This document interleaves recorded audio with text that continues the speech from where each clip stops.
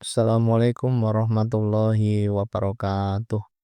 Bismillahirrahmanirrahim. Alhamdulillahirabbil alamin. Asyhadu an la ilaha illallah wa asyhadu anna Muhammadar Rasulullah sallallahu alaihi wasallam wa ala alihi wa ashabihi amma ba'du. Sudah sampai di halaman 12 kitabku Thaharah. A'udzubillahi minasyaitonirrajim. Bismillahirrahmanirrahim. Babu baulis sobiyyi yusibus sauba. Hadza babu baulis sobi. Ini adalah bab tentang kencingnya anak laki-laki atau bayi laki-laki. Yusibu mengenai apa kencingnya bayi laki-laki as-sauba pada pakaian. Jadi bab yang ke-13 ini membahas tentang kencingnya bayi laki-laki yang mengenai pakaian. Kita lihat hadisnya. Hadis nomor 16. Haddatsana Abdullah bin Yusuf qala berkata siapa Abdullah. Akhbarona Malikun an ibni Syihabin an Ubaidillah bin Abdillah bin Utbah an Ummi Qaisin binti Misson radhiyallahu anha.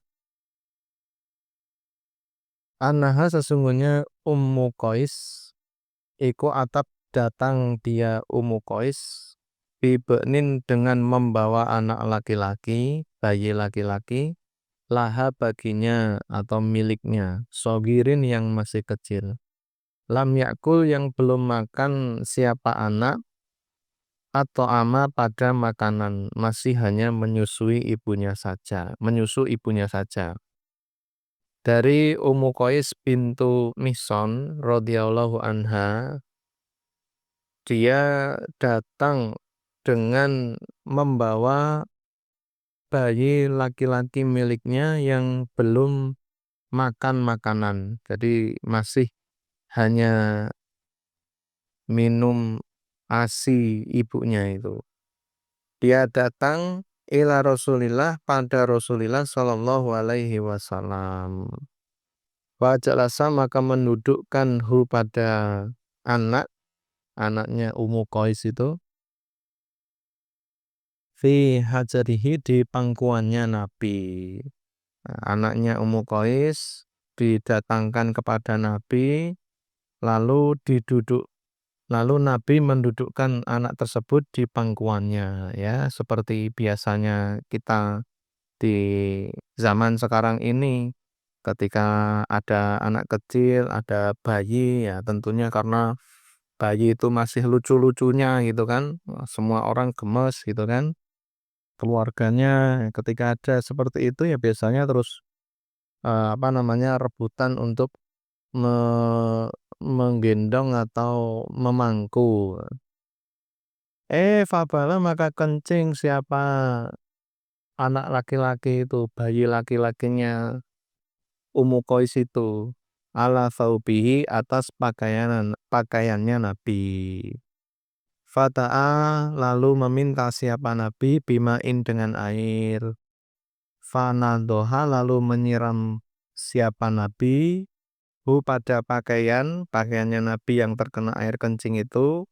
Walam yaksil dan tidak membasuh atau mencuci siapa Nabi hu pada pakaian.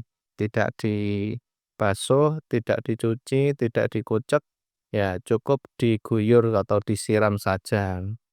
Nadoha ini bukan dipercikkan ya, tapi disiram ya, disiramkan, bukan dipercikkan tapi disiramkan. Nah, penjelasannya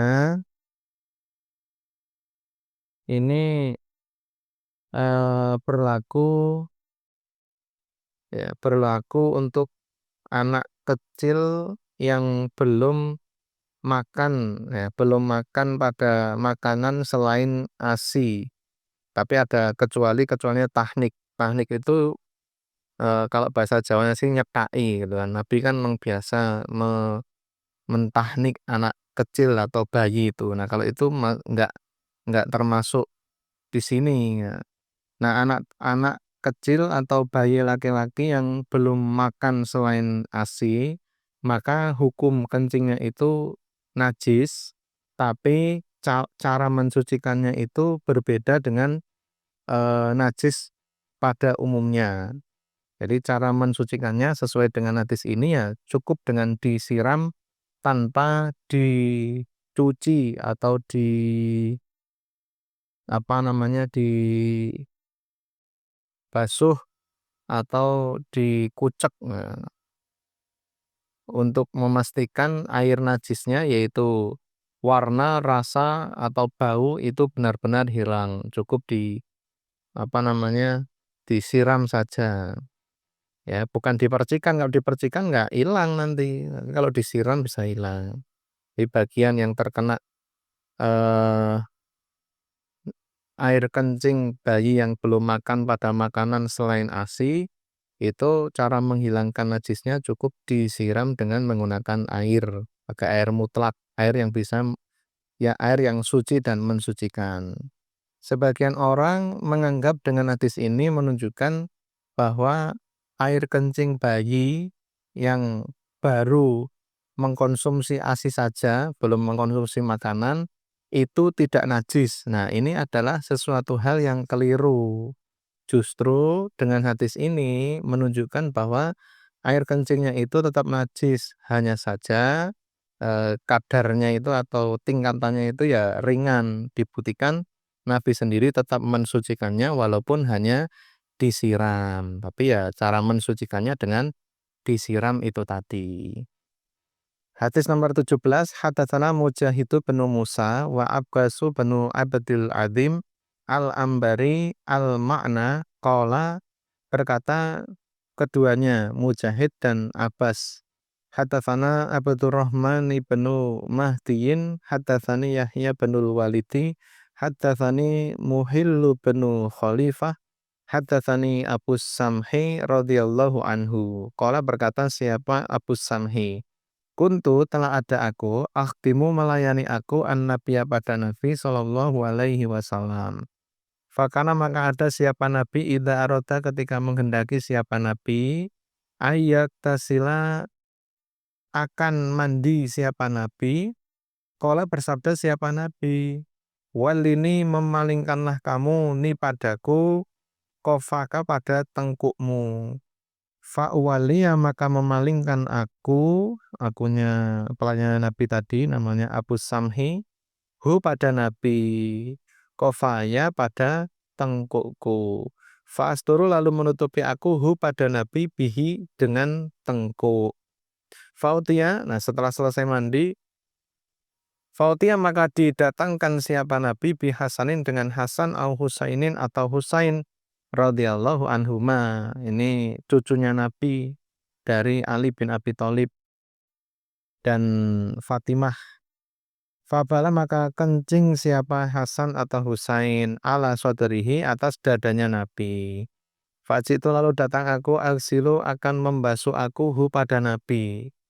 Saya sebagai pelayannya Nabi mau mendatangi Nabi untuk membasuh atau mencucikan pakaiannya yang terkena air kencingnya Hasan atau Husain, yang kencing itu air kencing cucunya itu. Faqala, lalu bersabda siapa Nabi, yuksalu dibasuh apa min baulil jariyati air kencingnya bayi perempuan, wa yurassu, dan disiram apa min baulil gulami air kencingnya bayi laki-laki, tentunya yang belum memakan makanan selain ASI. Rawahu Abu Dawud. Nah, jadi oleh Nabi bersabda ketika ketika Abu Abu Samhi mau mengambil pakaian Nabi kemudian mau dicuci, Nabi bersabda, "Oh, kalau pakaian kalau anak kecil, anak atau bayi perempuan, air kencingnya yang mengenai pakaian itu ya dibasuh atau dicuci pakaiannya yang kena kencingnya itu. Tapi kalau pakaian yang terkena air kencingnya anak laki-laki, bayi laki-laki yang belum memakan makanan selain ASI, cukup disiram cara mensucikannya. Nah, penjelasannya, hadis ini juga menunjukkan boleh saja ketika kita sedang mandi atau buang hajat, ada orang di sampingnya. Dengan syarat orang itu tidak melihat aurat kita. Tadi kan sebelum menceritakan tentang peristiwa Nabi dikencingi oleh, cucunya ya, oleh cucunya itu kan menceritakan tentang Abu Samhi yang mendampingi Nabi ketika Nabi buang hajat. Ini juga merupakan kemudian kisah tentang Nabi yang dikencingi itu ya, merupakan kemudahan dari Nabi. Karena anak laki-laki itu biasanya lebih disayang oleh keluarga yang ada. Kemungkinan keluarga akan bisa terkena kencing bayi laki-laki itu. Dari bayi anak laki-laki yang biasanya lebih disayang oleh keluarga itu, ya biasanya jadi rebutan untuk mau menggendongnya. Nah, ini ada kemungkinan kena air kencing, kemungkinan ngotor gitu kan. Nah, kalau seandainya dihukumi harus dibasuh maka akan memberatkan. Sehingga diberi kemurahan cukup dengan disiram saja. Nah, eee, penjelasan yang lainnya juga keterangan tambahannya, ada air yang merubah sifat aslinya air, itu adalah air suci tapi tidak mensucikan. Contohnya air dicampur kopi jadinya wedang kopi, air dicampur teh jadinya wedang teh. Nah, itu tidak mensucikan atau tidak cukup atau tidak boleh untuk wudhu atau untuk mandi jinabah karena tidak bisa mengangkat hadas karena sudah mengubah sifatnya. Tapi kalau misalkan mensucikan tangan yang terkena najis itu ya misalnya seperti itu masih tetap bisa ya seperti yang sudah dijelaskan di hadis yang sebelumnya, hadis yang sebelumnya. Alhamdulillah, jazakumullahu khairan. Mudah-mudahan Allah paring manfaat dan barokah. Assalamualaikum warahmatullahi wabarakatuh.